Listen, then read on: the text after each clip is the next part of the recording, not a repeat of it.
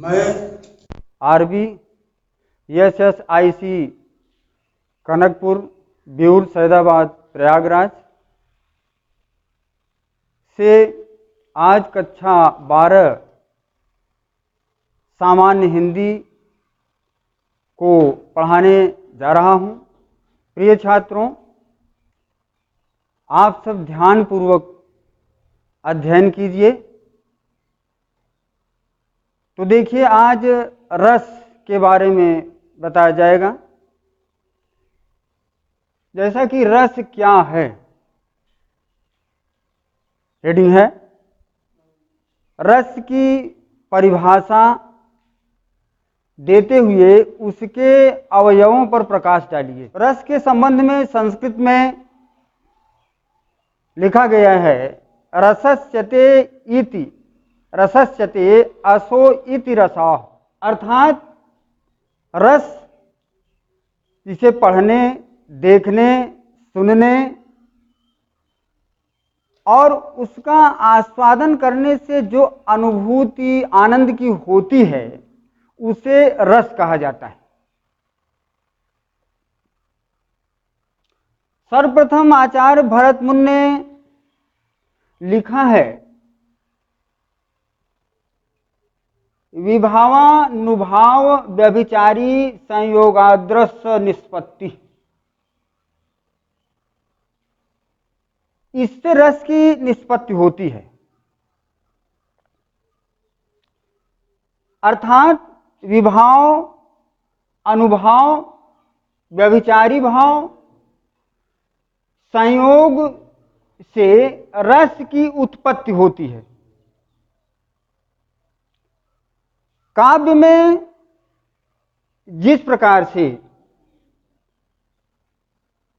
रस का स्थान बहुत ही महत्वपूर्ण है और रस काव्य की आत्मा है, जिस प्रकार शरीर में आत्मा का स्थान होता है, उसी प्रकार से काव्य में रस का स्थान होता है। तो छात्रों, इस तरीके से रसहीन काव्य काव्य नहीं है। जिस प्रकार आत्मा विहीन शरीर शरीर न के बराबर है, इस तरीके से काव्य में रस का स्थान उसी प्रकार है। अब आगे देखें कि रस के अवयव, रस के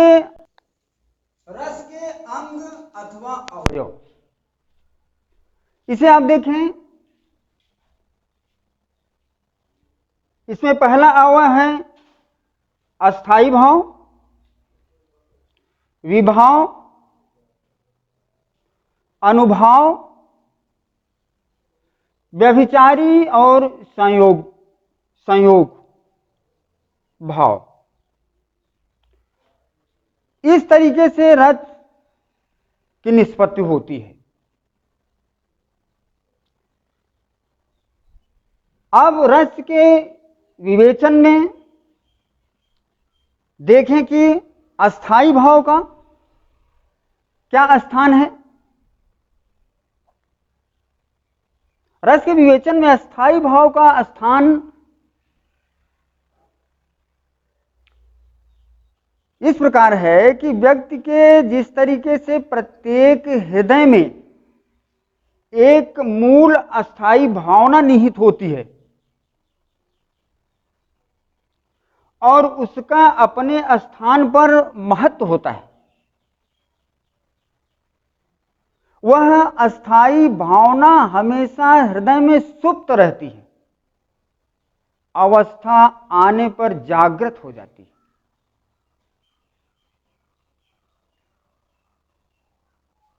अब आगे आप देखें, रसों की संख्या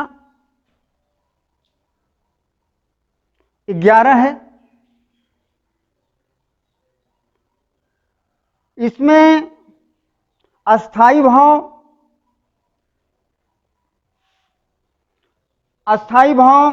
जैसे रति है,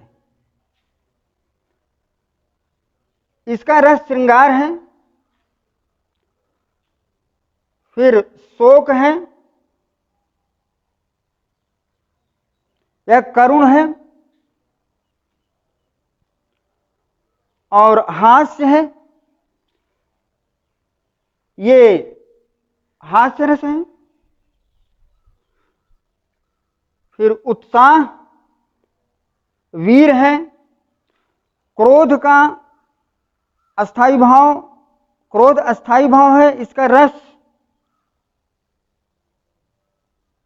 रौद्र है, आश्चर्य का अद्भुत, भय का आश्चर्य, निर्वेद शांत, वत्सलता का वात्सल्य, और देव विषयक अस्थाई भाव का रस भक्ति रस है। इस तरीके से रसों की संख्या 11 है।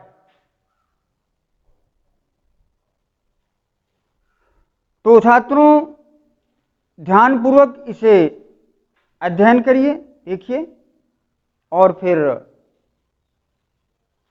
इसके आगे का चैप्टर अगले दिन पढ़ाया जाएगा।